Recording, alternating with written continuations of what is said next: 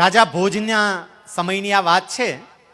રાજા ભોજ, કદાચ આપે બધાએ એનું નામ ક્યાંક ને ક્યાંક સાંભળ્યું હશે. એ રાજા ભોજને એક વખત એવો વિચાર આવ્યો કે મારા નગરની અંદર રહેતા લોકો એ કેવા સુખી છે, મારે જરા તપાસ કરવી છે.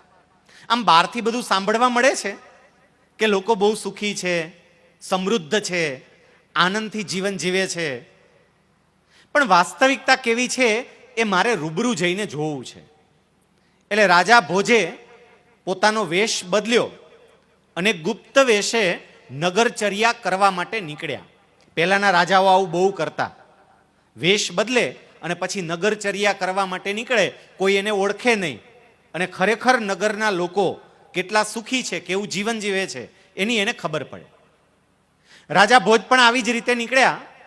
એક બહુ જ મોટો બંગલો, નગર શેઠનો બંગલો. રાજા ભોજને થયું કે નગર શેઠ તો બહુ જ આનંદમાં હશે. તપાસ કરી ત્યાં જઈને કોઈને કોઈ રીતે અંદર ગયા.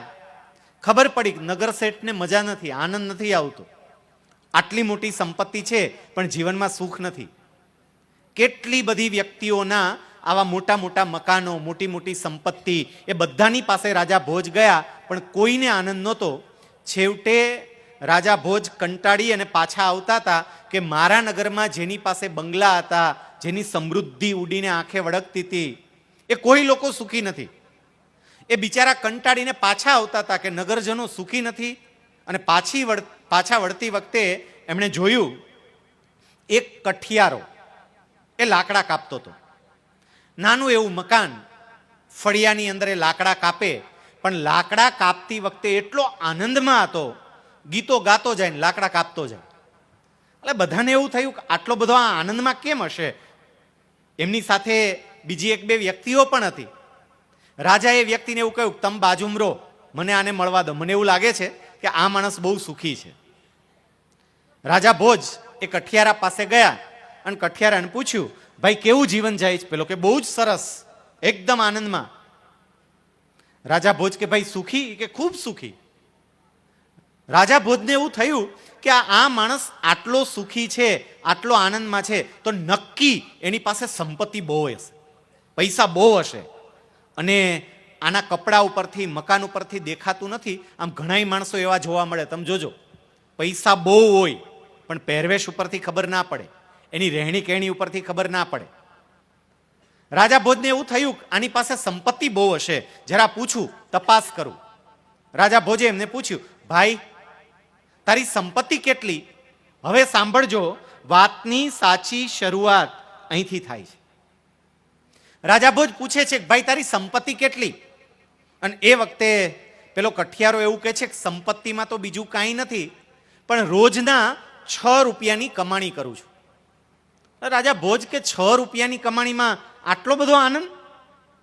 એ વખતે પેલો કઠિયારો એવું કહે છે કે તમે કેટલા કમાવ છો એ અગત્યનું નથી, કઈ રીતે વાપરો છો એ અગત્યનું છે. કમાવ છો કેટલાય મહત્વ નથી, વાપરો છો કેમ એ અગત્યનું છે. રાજા કે પણ 6 રૂપિયામાં વાપરવાની વળી પદ્ધતિઓ હોય કઈ? 6 રૂપિયા જેટલી કમાણી અને એમાંય વાપરવાની પદ્ધતિ? પેલો કઠિયારો કે છે એટલે જ સુખી છું. રાજા કે કઈ રીતે વાપરે છે, મને સમજાવ જરા. અને એ વખતે પેલો કઠિયારો એવું કહે છે કે હું રોજના 6 રૂપિયા કમાઉં છું, એમાંથી 1 રૂપિયો કરજ ચૂકવવા માટે વાપરું છું, 1 રૂપિયો વ્યાજે આપું છું, 1 રૂપિયો વેપાર કરવા માટે વાપરું છું, 1 રૂપિયાનું મૂડીરોકાણ કરું છું, 1 રૂપિયો કર ભરું છું, ટેક્સ ભરું છું, અને છેલ્લો 1 રૂપિયો મારા માટે વાપરું છું. રાજાને કંઈ ખબર જ ના પડી. એ કે 6 રૂપિયાની કમાણી, એમાંય પાછો વેપાર કરે, મૂડીરોકાણ કરે, આવું તો કેવી રીતે હોઈ શકે? રાજા કે ભાઈ મને કંઈ ખબર પડતી નથી, જરા વિગતવાર સમજાવ તો સમજાય. અને પછી પેલા કઠિયારાએ વાત શરૂ કરી. એ કઠિયારાએ એવું કહ્યું કે હું જે કંઈ પણ કમાઉં છું એમાંથી 1 રૂપિયો કરજ ચૂકવવા માટે વાપરું છું. આનો અર્થ એ કે મારી કમાણીનો કેટલોક ભાગ હું મારા માતા પિતા અને મારા વડીલો માટે વાપરું છું. મારા માતા પિતા અને મારા વડીલોનું મારા પર બહુ મોટું ઋણ છે. મને એને જન્મ આપ્યો, મને મોટો કર્યો, મને ભણાવ્યો ગણાવ્યો, ભલે હું બહુ ભણી ના શક્યો, આ લાકડા કાપવાનું કામ કરું છું, પણ એણે મને મોટો કર્યો, સમાજની અંદર હું રહી શકું, જીવી શકું એ કક્ષાએ મૂક્યો, તો મારા વડીલોનું મારા ઉપર ઋણ છે અને ઋણ ચૂકવવા માટે હું થોડો કમાણીનો ભાગ એમના માટે વાપરું છું. જે લોકોએ સુખી થવું હોય એ પહેલો સિદ્ધાંત આજે માતાજીના સાનિધ્યમાં શીખીને જજો.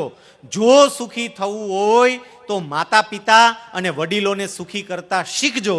જ્યાં માતા પિતા અને વડીલો દુખી હોય ત્યાં ગમે એટલી સમૃદ્ધિ પણ સુખ નહીં આપે.